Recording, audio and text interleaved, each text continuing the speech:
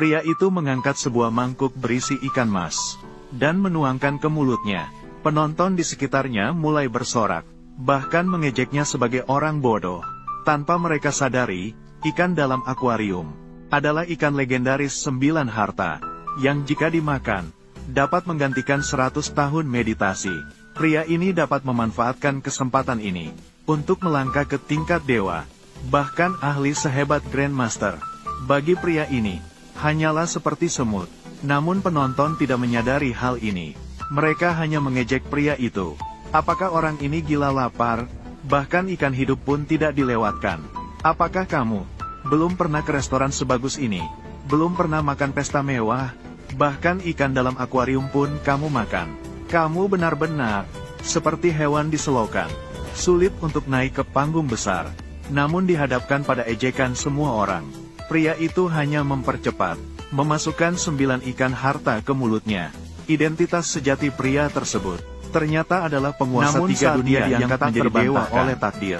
3 raja iblis besar ini memimpin puluhan juta iblis datang dengan kekuatan besar, membuat pasukan surgawi hancur tak berdaya. Namun saat bersiap-siap menyerang surga dengan satu serangan, namun ditahan oleh pria itu sendirian. Berdiri di luar gerbang selatan surga, pria itu menembus kekuatan kehidupan dan kematian ke tingkat kaisar yang hidup sejajar dengan langit. Ketika dia diangkat menjadi penguasa oleh takdir surgawi, malah menghancurkan dewa pencabut dewa secara langsung. Bagaimana kamu berani menghancurkan dewa? Apakah kamu ingin melawan alur waktu dan kembali ke masa lalu? Benar, hanya karena pria itu terlalu merindukan ayah, istri, dan anak perempuannya sendiri. Tanpa memperdulikan bahaya besar dari aliran waktu, dia ingin kembali ke bumi dengan paksa. Ketika kata-kata terucap, dia berubah menjadi cahaya yang melintas. Detik berikutnya saat pria itu membuka matanya, benar-benar menyadari dirinya berada di bumi. Namun, membalikkan ruang dan waktu melanggar aturan alam. Kekuatan seorang pria hancur karena ini. Namun dia juga menjadi satu-satunya di bumi yang membalas dendam. Oleh karena itu, kerumunan penonton yang bodoh tidak mengenali ikan spiritual berharga di depan mereka, hanya menganggap mereka sebagai hewan peliharaan. Saat itu, pewaris kaya di samping masih mencemooh pria itu dengan dingin, bahkan merasa dia menurunkan standar acara dan ingin mengusirnya dari pesta. Fu Hongyan, jangan segera membawanya pergi. Apakah masih tidak cukup memalukan? Membuatku ketakutan. Aku pikir ini adalah Ye Huan, punya kekuasaan besar. Ternyata, hanya ini. Seorang wanita yang bingung, segera menghentikan suaminya. Namun pria yang tahu bahwa makhluk spiritual tidak bisa diminta, tidak akan mendengarkan kata-katanya. Bahkan bertanya apakah istrinya ingin satu. Melihat dirinya terlibat tanpa alasan oleh suaminya. Memalukan sekali. Seorang wanita marah merebut akuarium, menghancurkannya hingga berkeping-keping. Percaya pada diri sendiri, namun pria itu ingin istrinya memilih. Percaya pada mereka. Setelah berkata begitu, dia akan mengambil ikan yang jatuh. Cukup, lihat apa yang kamu katakan. Jika kamu punya kekuasaan, lindungi aku sepenuhnya. Jika kamu punya kekuatan, lindungi putrimu dari rasa malu. Tapi sekarang kamu yang seperti tidak memilih makanan. Semua orang menertawakanmu. Apakah kamu tidak melihatnya? Aku, Ye Huan, hidup dengan prinsip. Mengapa peduli dengan pandangan orang lain? Kamu tidak punya kekuatan itu. Kamu pura-pura apa? Tidak bisa memberikan kebahagiaan kepada kita. Mengapa mengumumkan hubungan kita? Sekarang sudah cukup. Siswa pengiriman staf. Dewan akan menghancurkan keluarga kita. Kita akan hancur. Dewan, kamu, Ye Huan, adalah sialan. Tapi mencari Yan Cheng menjadi bahan tertawaan di seluruh provinsi. Tapi aku, Yan, menjadi pusat perhatian seluruh provinsi. Tapi Hong Yan menjadi pusat perhatian seluruh provinsi. Kembali padaku, Hong Yan menjadi pusat perhatian seluruh provinsi. Manusia akan mati. Kekuasaan akan runtuh. Kekuasaan akan lenyap. Tetapi Tuhan tidak akan lenyap. Hanya seorang manusia biasa tahu. Tuhan dan Dewa. Semakin lama semakin tidak masuk akal. Aku sudah kehilangan kesabaran. Hari ini tuan kedua rumah buka pintu untuk gubernur. Akan turun langsung. Dan kau membuat keributan di pesta. Mati pun tidak disayangkan. Aku pikir siapa? Gubernur kecil. Tidak bisa masuk dalam pandanganku. Meskipun dia datang, aku juga bisa membunuh dengan mudah. Tuan Gubernur menguasai Sungai Selatan, mengendalikan kehidupan dan kematian, dapat memutuskan hidup dan mati jutaan orang. Kamu berani tidak menghormati Tuan Gubernur? Hei, kalian semua sudah melihatnya. Semua ini adalah ulah anak ini. Tidak ada hubungan dengan keluarga Han kami. Aoshan, aku akan bercerai denganmu sekarang. Anakku bicara sembarangan. Kita pergi sekarang. Cepat pergi. Aku ingin pergi sekarang. Sudah terlambat. Tiba-tiba Tuan Gubernur datang pada saat itu.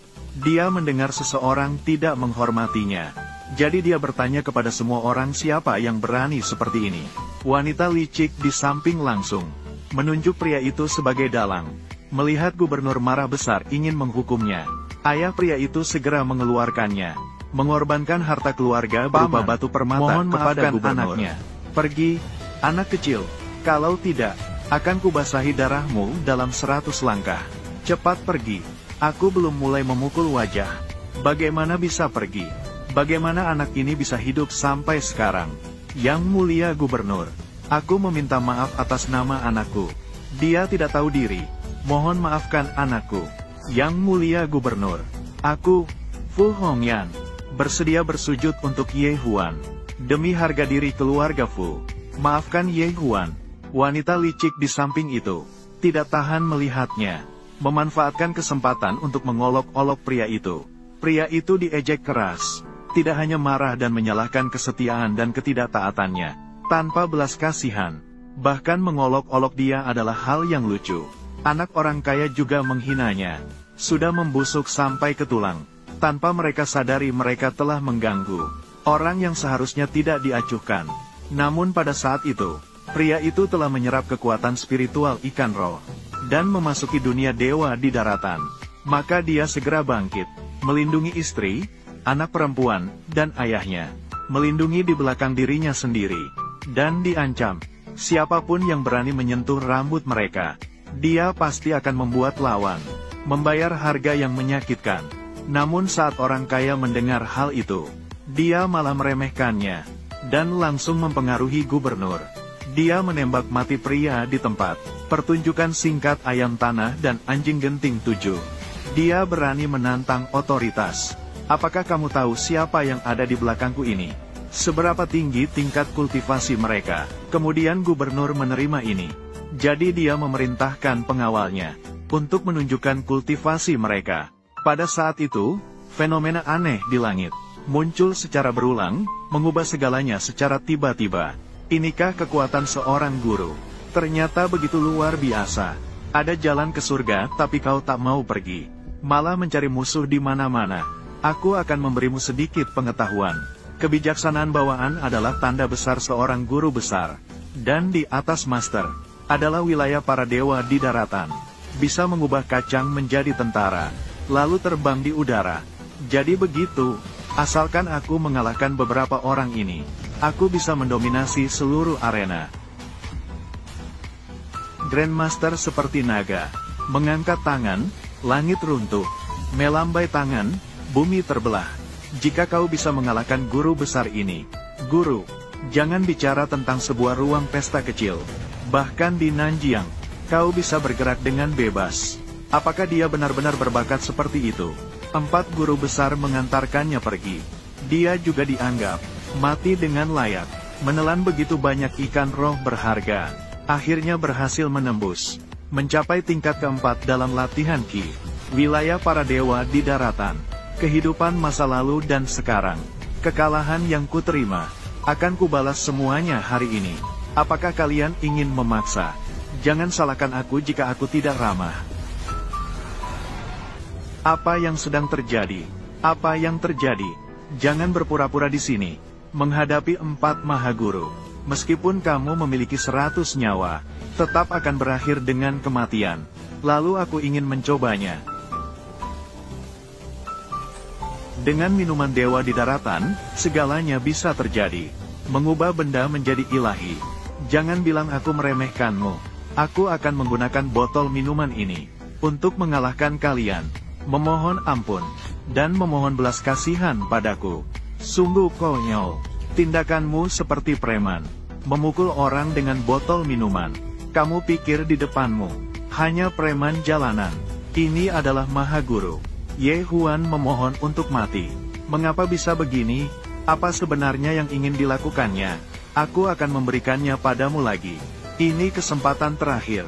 Berlututlah, minta maaf. Jika tidak, kamu akan mati.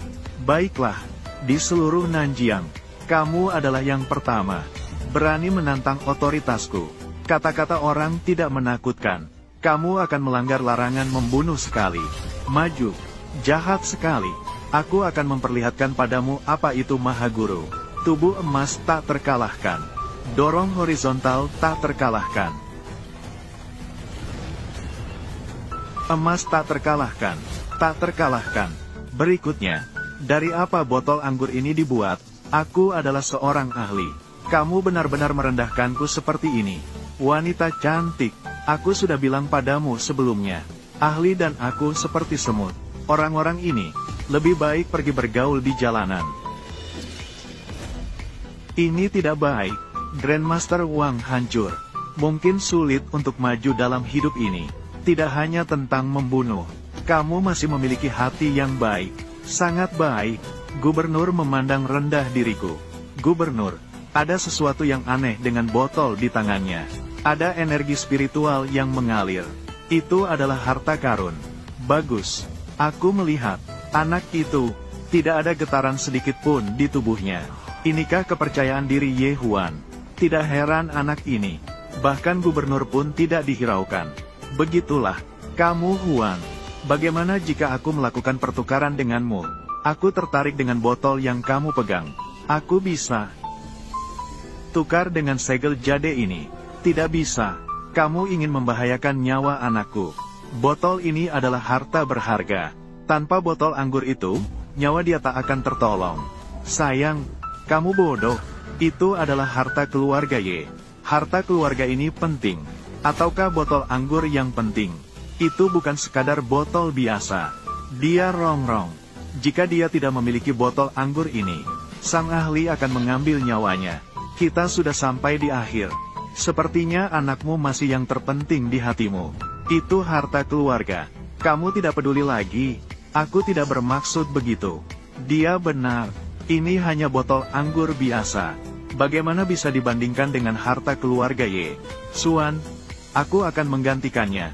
Tapi aku punya syarat. Syarat apa? Kamu baru saja merendahkan Hongyan dan Qingqing. Panggil mereka, bibi dan adik ipar. Aku akan memberimu kesempatan untuk mendapatkan harta karun. Bahkan dia mengatakan ini adalah harta karun. Itu pasti tidak salah. Tunggu sampai aku mendapatkan harta karun ini. Bisa tampil di depan gubernur. Dan juga, untuk memperkuat reputasi keluarga Zhao. Nenek. Nenek kecil. Kamu melakukan apa? Terlalu memalukan. Bagaimana jika dia menipu kamu? Apa yang kamu tahu? Pengetahuanmu sungguh pendek. Lihatlah bagaimana aku mengendalikan situasi nanti. Kamu Huan, kamu tidak akan menyesal. Benar-benar menyakitkan. Sudahlah, seorang pria harus memegang janjinya. Sulit mengejar kuda yang sudah melarikan diri. Segel jade ini memang luar biasa. Aku merasakan sesuatu secara samar-samar. Gelombang nadi naga. Sepertinya leluhur keluarga Ye. Juga luar biasa. Kamu Huan, kesalahanmu adalah tidak seharusnya dengan identitas rendah, mengganggu pesta, dan tidak menghormati gubernur. Tuan Gubernur, hari ini tidak perlu kehadiranmu. Cari seseorang untuk menyingkirkan anak ini. Dengan teman polisi, kamu, Zhao Jinheng, tak tahu malu. Mengapa Ye Huan harus bersembunyi di balik wanita? Kalau kamu pria sejati, berdirilah. Kalau tidak, jangan salahkan aku jika aku kejam. Meskipun keluarga Zhao terkenal dalam bidang kedokteran, tapi aku, Zhao Jinheng, juga memiliki pengetahuan medis dan seni bela diri. Sekarang, aku memiliki senjata rahasia. Hasil ini, kamu mengetahuinya. Jadi sekarang, apakah kamu ketakutan? Tentu saja, Zhao Jinheng. Aku bilang kamu akan mendapat kesialan. Kamu tak akan selamat hari ini. Kamu percaya? Aku percaya padamu. Kamu tadi mengatakan dirimu sebagai dewa di daratan. Sekarang kamu mengubah kata-katamu. Aku berkata padamu, itu adalah puncak seni bela diri. Di seluruh dinasti Xia, hanya ada beberapa yang mencapai puncak seni bela diri. Bisa dihitung dengan jari. Puncak seni bela diri. Mengikuti kata-kata dengan tindakan. Itu juga tidak buruk. Aku memiliki segel keluarga. Menyerap energi spiritual yang melimpah. Mungkin itu benar-benar bisa mencapai puncak seni bela diri. Dan mengikuti kata-kata dengan tindakan. Di sini semut. Satu kata bisa menentukan hidup dan mati. Pakaian ini sudah aku beri formasi. Kamu bantu aku tahan sebentar. Kamu Huan. Kamu malah meminta Fu Hongyan untuk membantumu menahan pedang. Sebagai wanita, aku sungguh merasa kasihan padanya. Fu Hongyan, inilah pria yang kamu pilih.